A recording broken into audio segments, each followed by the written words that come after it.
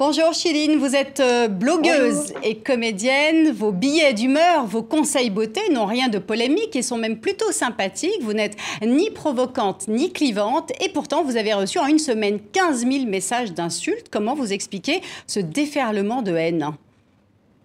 Alors, il faut savoir que déjà bonjour, merci beaucoup pour votre invitation.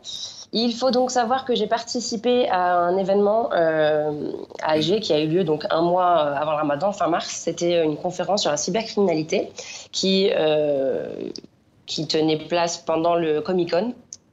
Et en fait, vu que c'était un public assez jeune, j'avais décidé de lire en fait des commentaires d'insultes que je recevais. Donc sur place, il y avait des invités qui étaient aussi influenceurs, il y avait un modérateur et surtout un spécialiste du digital qui s'y connaissait donc en cyberharcèlement, en cybercriminalité, qui donc avait des solutions et des réponses à nous donner, surtout vis-à-vis de la loi.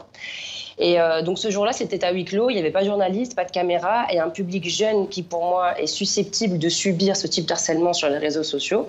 Et on sait tous qu'aujourd'hui, il y a des conséquences terribles à cet harcèlement. Il y a des tentatives de suicide, il y a des dépressions, il y a beaucoup de choses très graves, psychologiquement parlant, et qui sont aussi susceptibles d'utiliser ce langage et ces mots et cette vulgarité au quotidien. Et donc j'avais envie en fait de leur ouvrir les yeux et de leur donner une espèce de décharge électrique en leur lisant à haute voix ce que eux me disaient sur les réseaux sociaux. Et ça a été mal interprété.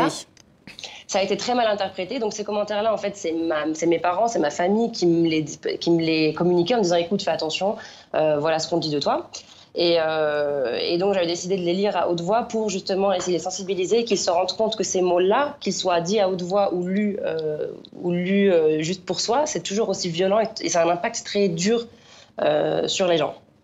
Chiline, qui était attaqué? Est-ce que c'était la liberté de vous en tant que femme? Est-ce que c'était votre liberté qui était attaquée? Je pense que c'était un tout. Alors, il faut aussi savoir que pendant un mois et demi, excusez-moi, pendant un mois et demi, il y a eu un silence par rapport à ça.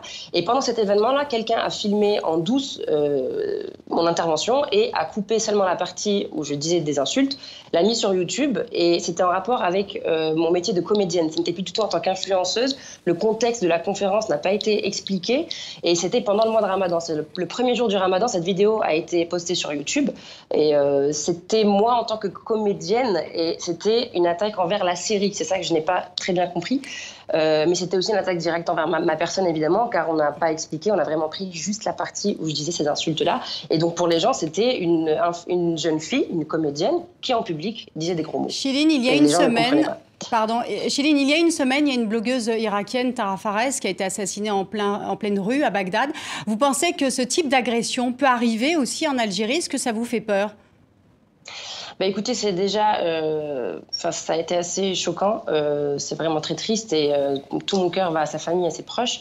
Écoutez, mine de rien, suite à ce qui a pu être pris comme une provocation, qui n'était pas du tout le cas, j'ai eu énormément de soutien de la part de ma communauté, donc du peuple en fait, des gens que je croise tous les jours.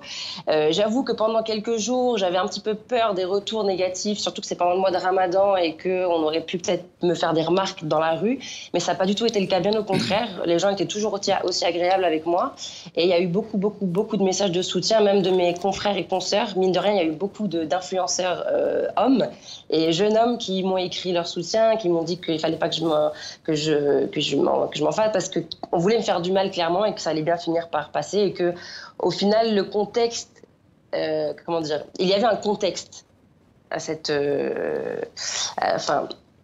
Merci. Il y avait un contexte. Voilà. Merci Chiline pour votre témoignage.